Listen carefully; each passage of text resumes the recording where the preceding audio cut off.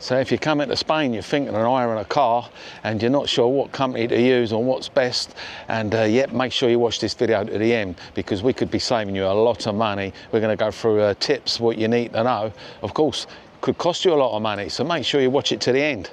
We're going to take a stroll along Playa de Cura beach on the Costa Blanca here. Another beautiful day, by the way. Could be getting up to 20 degrees, and this is early morning. But yep, we're getting asked questions a lot of times, what car insurance company is best to use, because a lot of them are getting ripped off, and we're going to go through how they're going to get ripped off. For starters, when you come to book your holiday and then you go through the airline, it does give you an option to use a car company with the airline.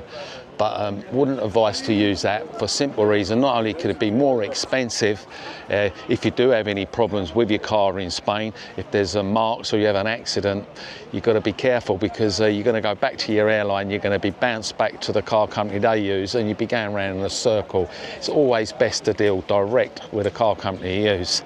So then you're going to go through a search engine is the best way to get the best deal in Spain.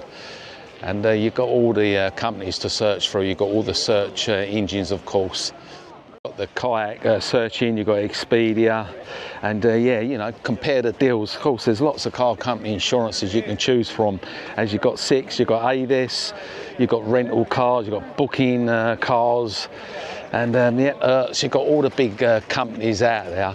And what I would do, check on the line with these on the search comparison. On the search engine, of course, you've got the kayak, the Expedia, you've got all the big search companies, and it'll go through all the car companies, Sixt and Europe Cars, and the rental cars, and yeah, loads of the rental cars will all be on this company. And I'll search through and find the cheapest company and have a look at all the deals and find out what one's best.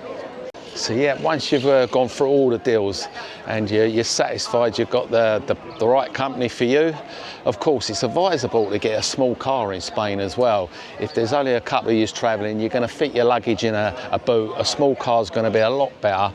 And of course, in Torrevieja, parking can be very, very tricky. In most places in Spain and these big cities as well. So yeah, if you've got a small car, it's definitely easier to park up and of course cheaper to run. Once you've found your car company, never go through the search engine, because you're going to be paying over the top. You're going to be paying their commission and the middle agent.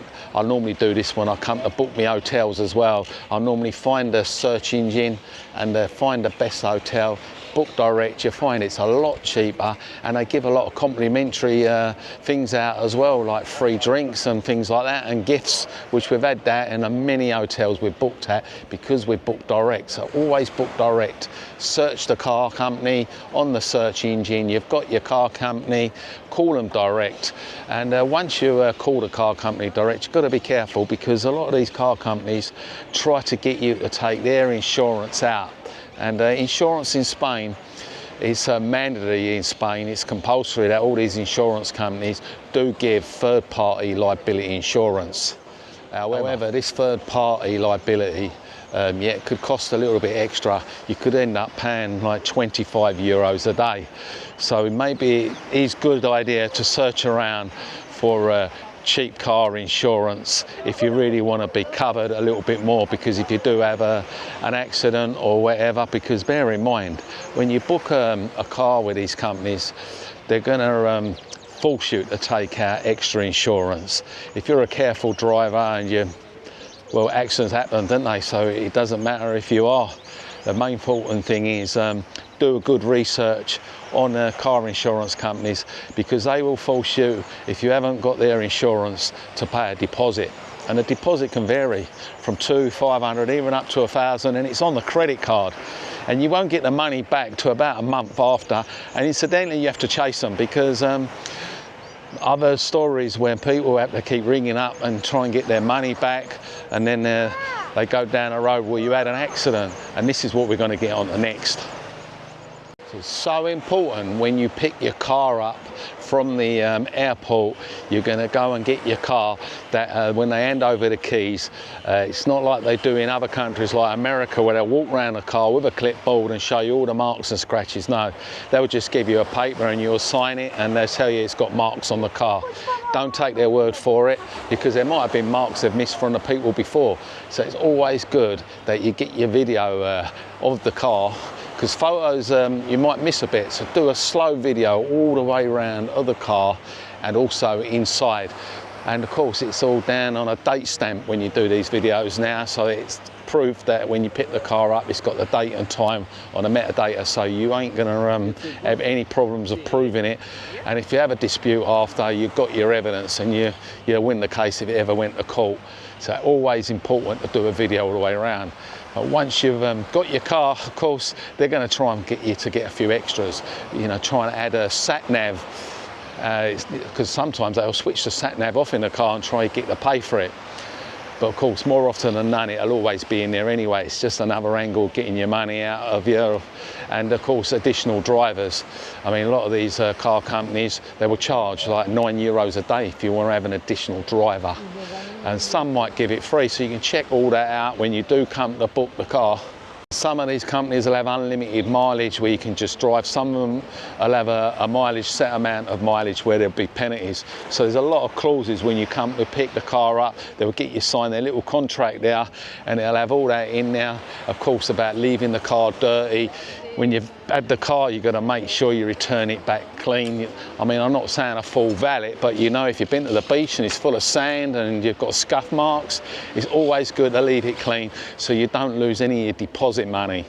And it's the same with a tank of fuel. They give you a tank of fuel, and take a picture of it again as well. So if there's any dispute, when you come, they say you never returned it back full up, you've got your receipt, it'll have the date stamp on it, and you've got your photograph evidence. Because these are always where they try and get extra money out of you. We've all experienced it.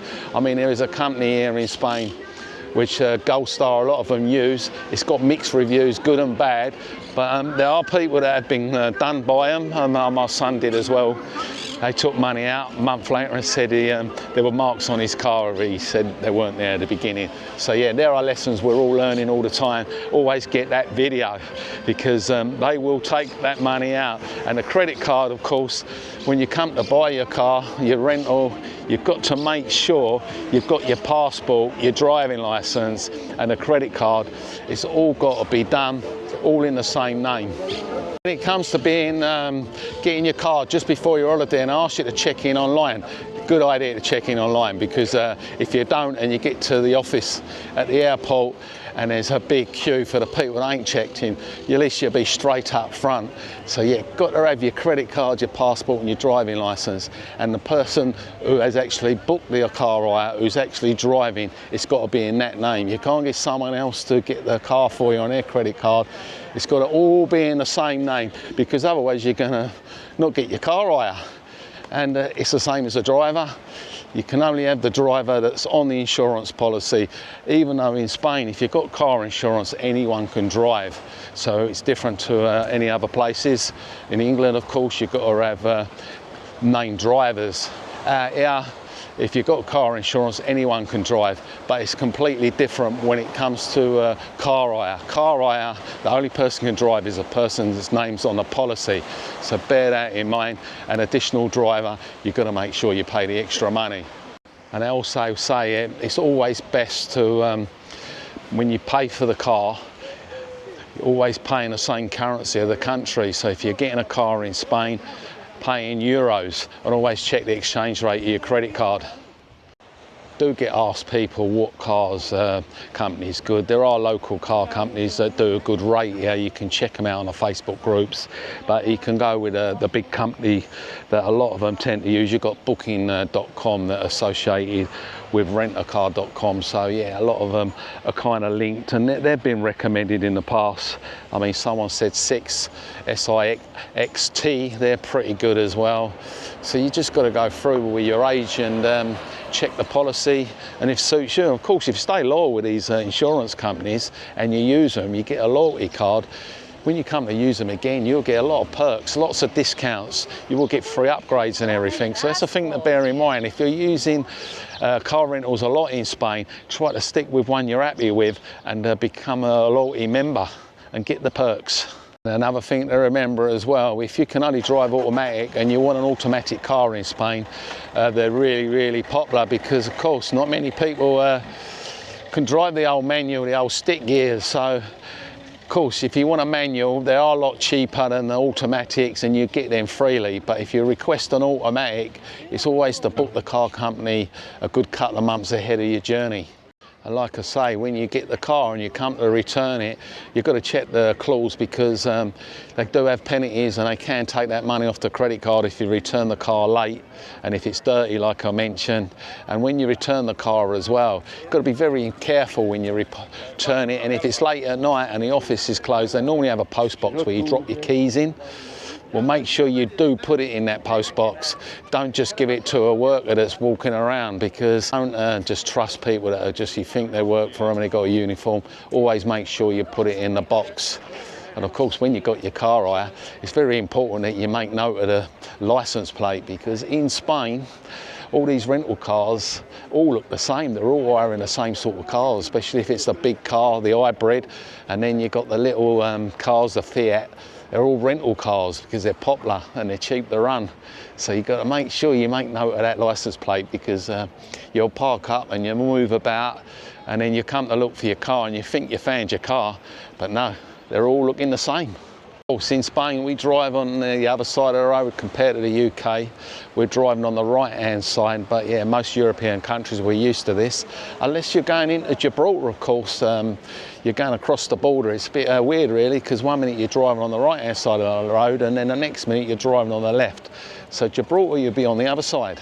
So that is the video. I hope it's helped you today with all when you come to book your car in Spain. Of course, if you had any bad experience of rental cars in Spain, let us know in the comments. And if you've got any recommendations, also let us know in the comments. And before I go, big thank you for Peter, Bob and Roger, all been supporting me with coffees and super thanks. And if anyone else wants to, we've got links in the description below.